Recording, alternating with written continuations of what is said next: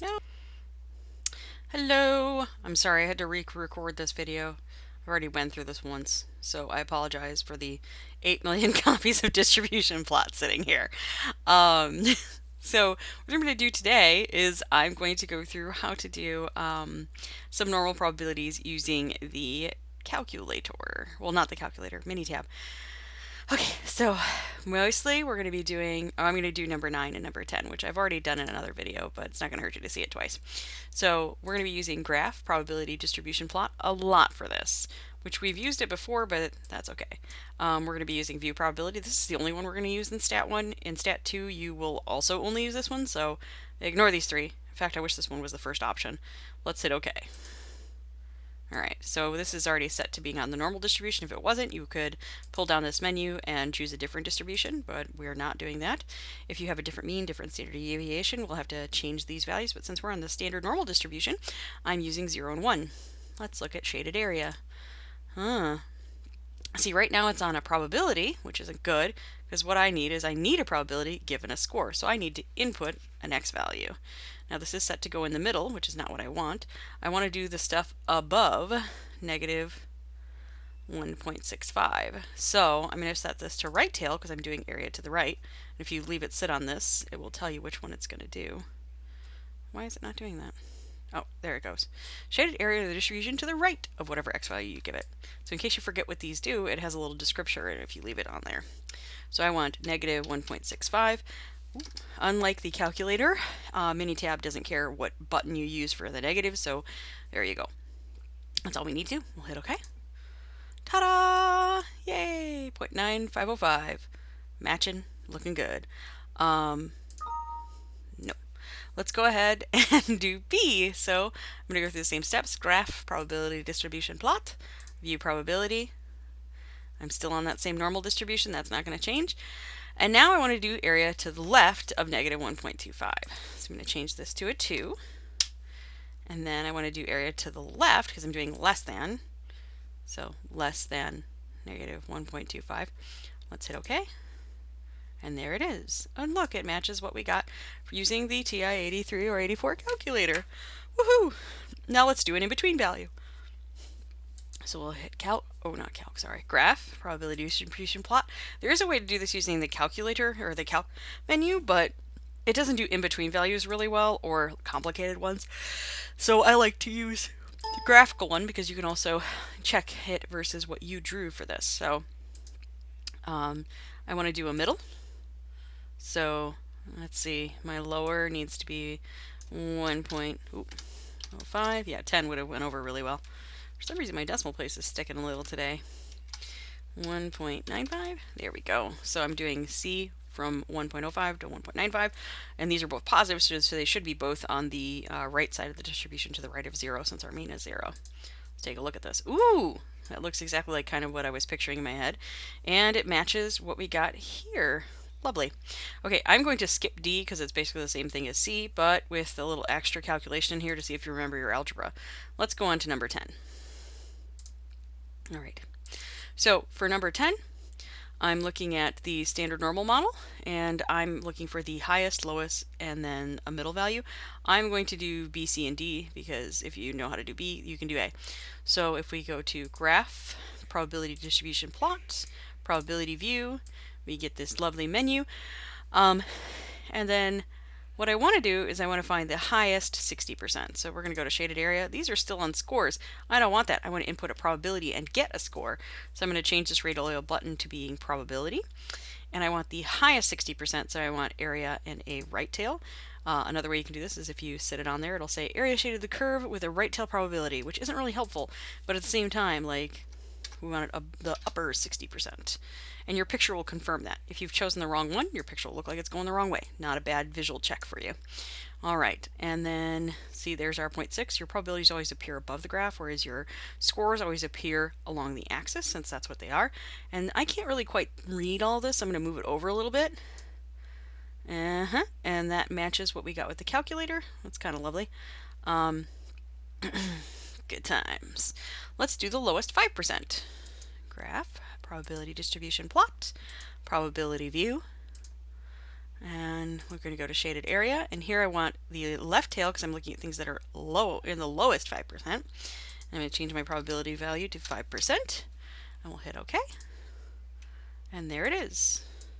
There's my 5%. There's my score. Right about here, you realize your teacher failed at rounding, which is kind of funny to her. Good times. Maybe make that a 5. Bonk. Okay, now let's look at part D.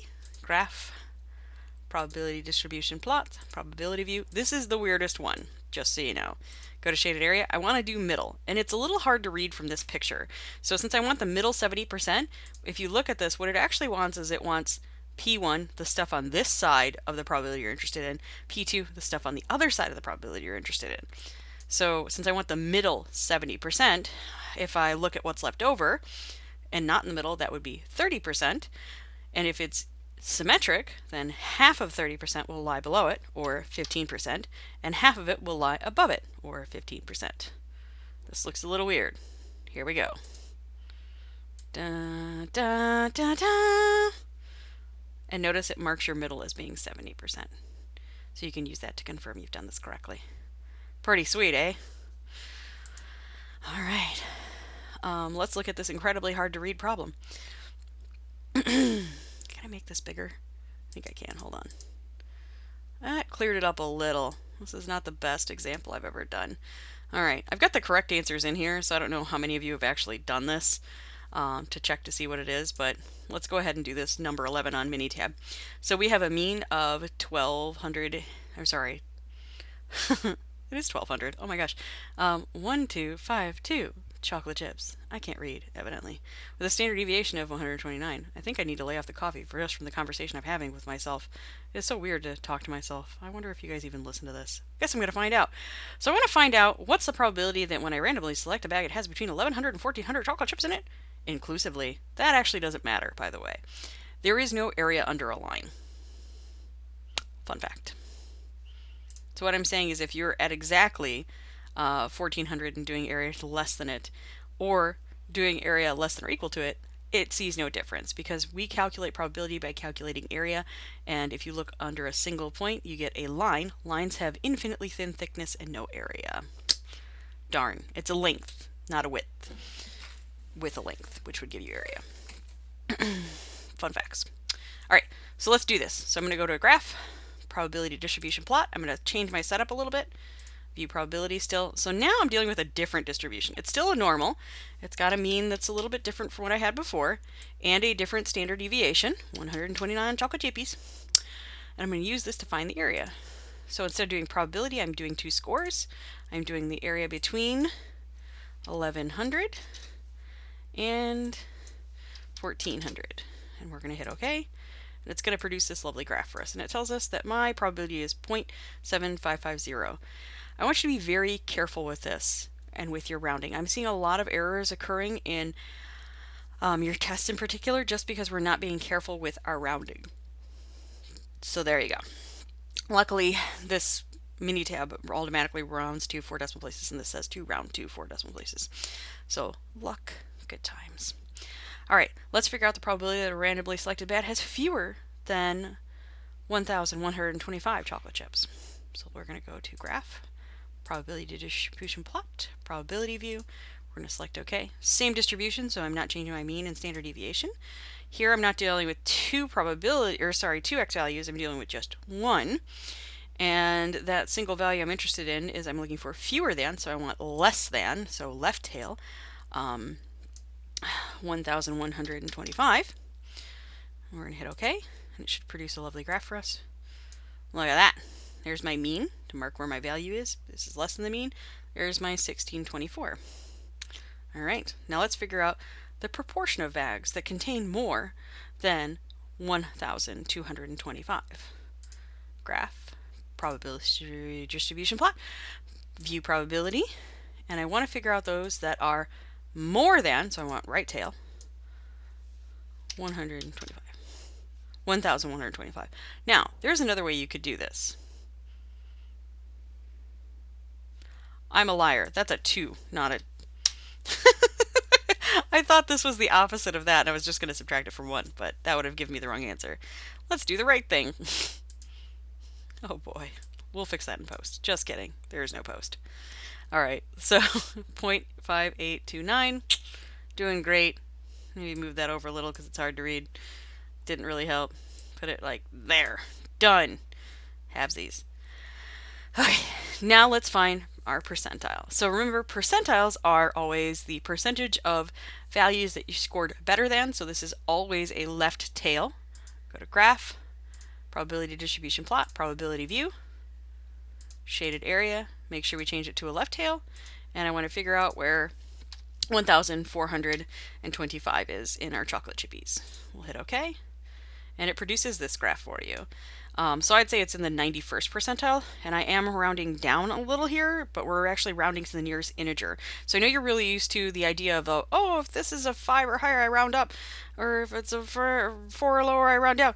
Nearest integer is just like to the one that's closest. It doesn't care who's further away or not. So 91 is closer than 92 because 92 is like 9, 10 away from 0, and 91 is closer. So if this was like a 4, you would still round down. You would still go with 91 because 91 is closer than 92. Fun facts. Alrighty, where is my thingy? There's my thingy. Sorry, that was a bad goodbye. Have a nice day. Now I'm going to stop this.